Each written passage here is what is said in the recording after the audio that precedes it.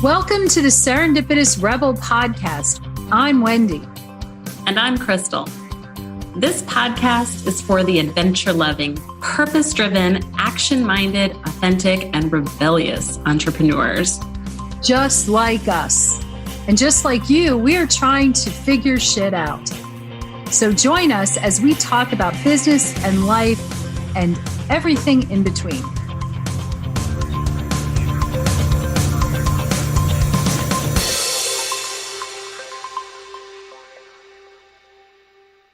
Hey, everybody, and welcome to the next episode of Serendipitous Rebel. Hi, I'm Wendy, and I am here with Krystal. Hey, today we're going to talk about an article that we recently read that was in Business Insider about businesses and how easy it is right now to be a solopreneur. I think that there's a lot to say to that. I think we both think that there's a lot to say. But whenever you say things like easiest, it sort of also makes me run for the hills. Basically, the article is saying that it's such a great time right now to be a solopreneur, that a great time to capture your skills and put them out there under your own shingle. They did talk about being a virtual assistant, financial advising, digital marketing. And I think that there's a lot of opportunities that run the gamut of whether it's professional services, personal services. I think it's a wonderful time to be a solopreneur, an entrepreneur. So it's funny because you said, when you hear the words easy, you run for the hills. And I think the same thing, because when I think of somebody saying now is the best time to do something, it's like trying to tell someone when is the best time to have a baby. Yeah. I can't answer that for you. Like, there is no such thing as the perfect time. But I think what was great about this article was it was basically talking about taking the abilities and the skills that you have, and can you translate them into an entrepreneurial career where you can be a service provider, you can do things, but not under the umbrella of an existing corporation. Can you go out and do that on your own? Mm-hmm. And that is a super interesting idea. And I think now with COVID completely turned the world topsy-turvy. We do business differently now. People had a taste of working from home, and some people really loved it. Some people really hated it. But right. A lot of the people that really liked that ability and that flexibility and, are super jealous of people like you and I that just work in yoga pants all day, then they're ready to jump in. What would you say to a person who was like, hey, I think I'm ready to quit my 9-to-5 and go into entrepreneurship. And I read this article, and we'll link to the article in the show notes, guys. But I've read this article, and it says now is a great time to go do it. And these are the easiest things to do. What say you? There is a lower barrier to entry these days. It is easy to become incorporated in most states. It's easy to set up a website, to become professional. I say that somewhat with quotes. It's very simple. It doesn't take the huge budget for marketing or the huge budget for, technology can be expensive, but there's companies, there's solopreneurs out there who can help anyone start a business. So I think that in that regard, it's very accessible. And I absolutely love that. Now, if someone were to say, I'm going to quit my 9-to-5 today, the fact is it always requires ramp up. It always requires time. Unless you are consulting and you have clients already lined up when you leave your job, you have the ability to do that. Or you're leaving your job and your former employer is now one of your clients. It does take time to ramp up. I think the amount of time, it depends on a lot of factors. It depends on what you're looking to do, how you can find your clients, a little bit of luck. Yeah. Is mixed up in that as well. And what is it that you're looking to sell? Is it a personal service? Is it a professional service? And there's a lot of opportunities to mix and mingle and network online that never was available in the past. What says you? I would say cautiously stick your foot in the pool. I would say there's a caution to it. Have a plan available. we talk a lot about runways. Know at what point do you fly, or do you pull back to the gate? And how much money are you looking to make?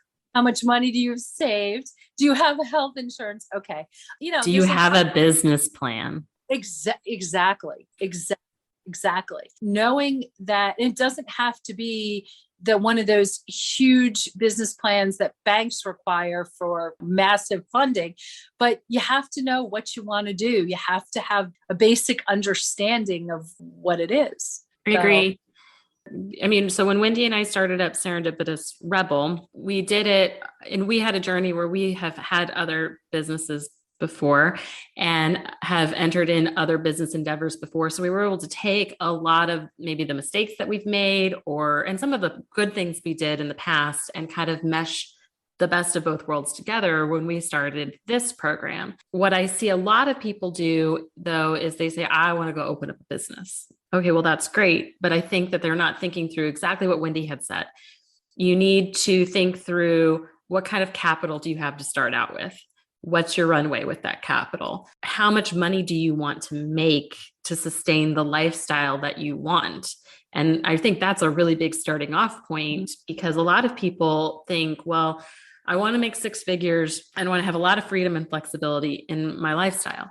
Well, in order to make six figures, you really need to not make $100,000 a year. You need to make like $175,000 to $200,000 a year, because there are a lot of operating expenses that go with your business. And if you want that freedom and flexibility that so many people talk about, well, you need to hire a team, and that costs money. And then there are things that you might want to do as a business owner, but maybe you have knowledge gaps. So maybe you are a really brilliant coach and you're great at coaching the thing that you know how to coach. So I'm thinking about working with a divorce coach right now. So she's brilliant in her niche, in her world, but she doesn't know anything about marketing. So she has to hire someone like me to help her out with setting up her marketing strategies and setting up her marketing tools and stringing them all together.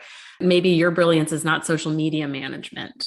So you're going to have to hire somebody to do that. So asking those questions, that's why we kind of bulk at that idea of, is it easy to start? Well, yeah, I mean, it's easy to like get the LLC, and it's easy to fill out the paperwork and incorporate yourself, or get your business license and do what you need to do to register yourself properly.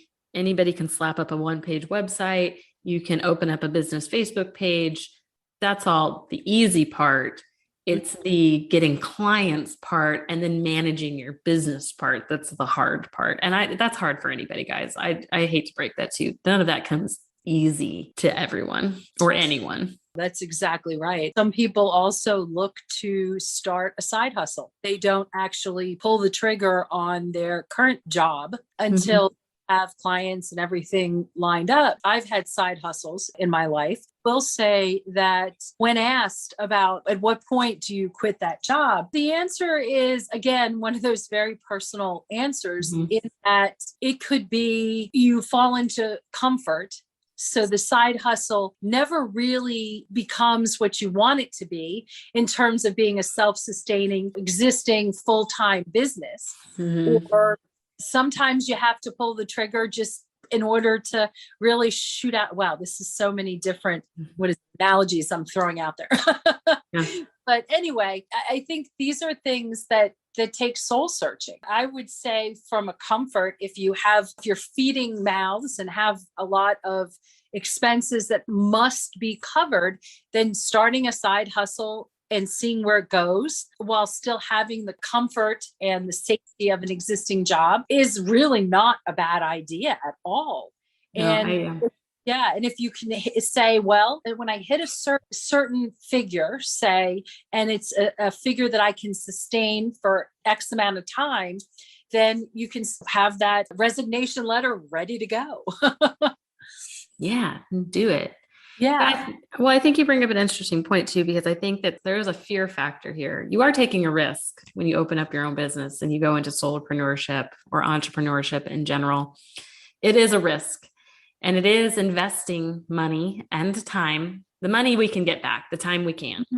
So you can invest money and time into something. You're kind of like hoping for the best. Now, If you're a smart business owner, you're strategic about some of it. So, when Wendy and I sat down for this business, it was looking at how much money do we want to make? What is it that we're wanting to get out of it? What are our goals? How much do we want to work a week? And then finding out if those things are in alignment. Because I think a lot of people say, I want to make $100,000 a year. I use that 6-figure. Right now, 7 figures is super popular too right now to tote. But I want to make $100,000 and I only work 20 hours a week. Well, sure, maybe you do in year 7, but you're probably not going to sustain that hours put in. You're not going to sustain that input and maintain that output again, unless you have a ton of capital to invest in the front end on hiring some help, getting systems set up, getting all the things you want to do. Maybe you have a partner like Wendy and I do that allows you to work a little bit less, but I don't feel like we work like that much less at the beginning of this, even with a partnership. If you have that ability, then now's a great time to get doing it. But the other side of that, though, is that if you do have skills that can be translated into a business, maybe you are a financial planner, maybe you're a great virtual assistant, maybe you are great at social media, maybe you want to be a business coach, like what Wendy and I do. Yeah, the barrier to entry is super low, can be a good thing and a bad thing. But if you have some solid skills to back them up, it's a great time to enter in the industry because, like I said, everything is kind of topsy-turvy. There's this huge shift in online business right now in how we do things. And if you could kind of get on the forefront of that, it is a really cool time to be online and be in the industry. It's really exciting. We see a lot of people do some really cool stuff, but we just want everybody to kind of take that easy part with a grain of salt. Exactly. And I think one of the things, especially that you said is, I want to make $100,000. Is that your actual revenue? Is that the amount of money that most people, I made $100,000. Well, look at your expenses. One of the things that when we're doing coaching is really, what is your end result? Is not necessarily at the end of a month or end of even 6 months, but what is it that you want to achieve, say year 1, year 3, year 5, that kind of thing. If it is, I want $100,000 in my personal bank account. Okay, then the likelihood is you're making a lot more than that, and you have to plan accordingly. I think that one of the things that entrepreneurs tend not to do, because we're visionaries, we are, we're out. We're not necessarily implementers. You don't know me.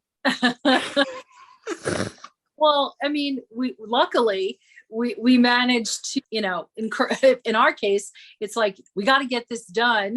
And we both are like, we procrastinate a little more. Anyway, I digress. Again, you don't know me. Yeah. But it really is so important to know what you ultimately want. Be anything. And it could be, I want to build clients and I want to consult because I want to get back into a high level company. Whatever it is that you want, it's making sure that you're on the right path to achieve that. And without looking at shiny objects, without looking at all the other things that that's a whole other podcast. Oh, yeah. I think it's a terrific time.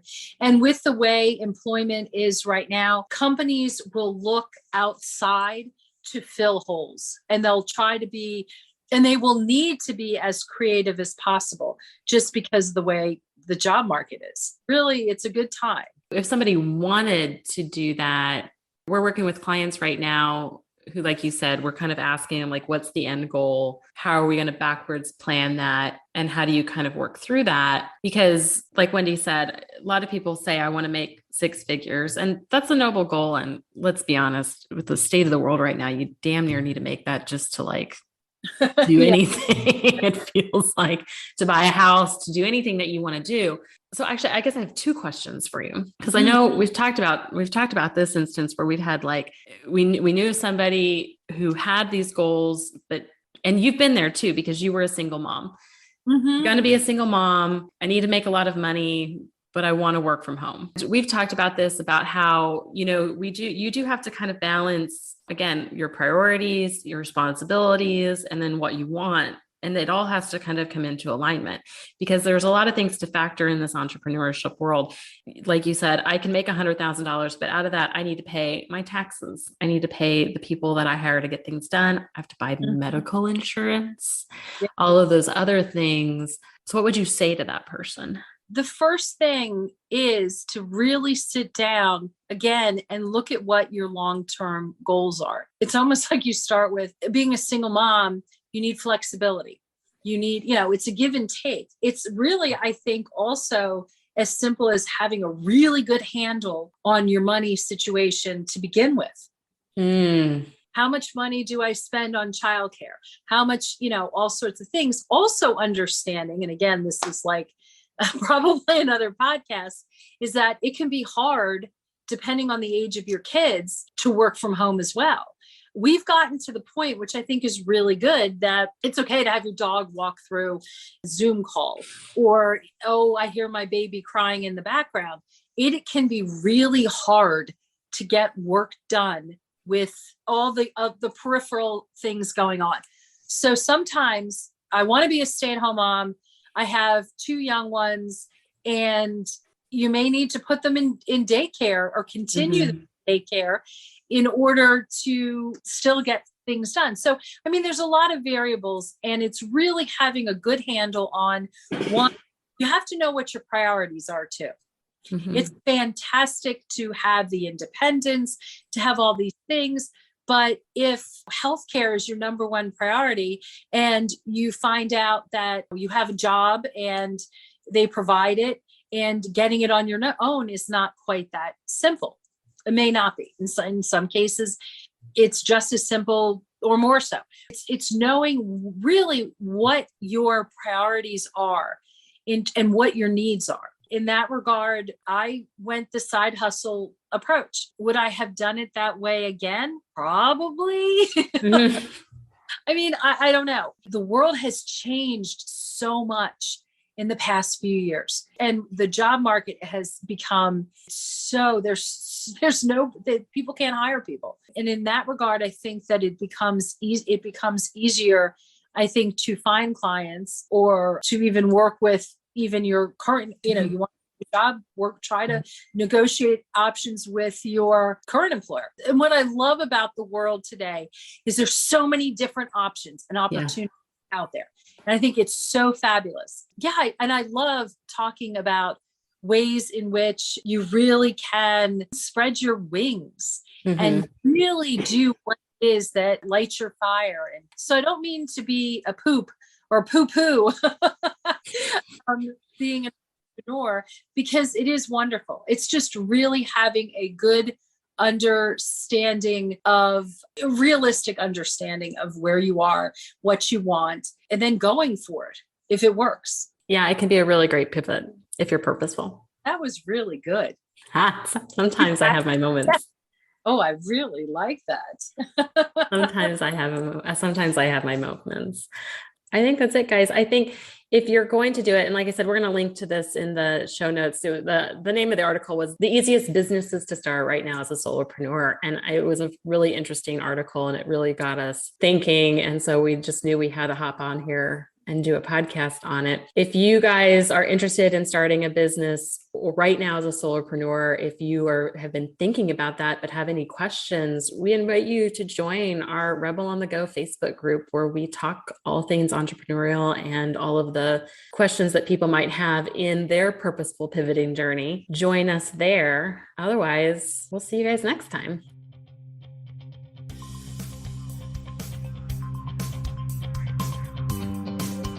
Thanks for listening. Be sure to subscribe and leave us a rating. But only if you liked it. Otherwise, just keep it to yourself. You can learn more about our upcoming masterminding opportunities on our website at serendipitousrebel.com. And if you have topics you'd like to hear about, be sure to submit them on our website or DM us on social media. Hey, see you next week. Bye. Bye.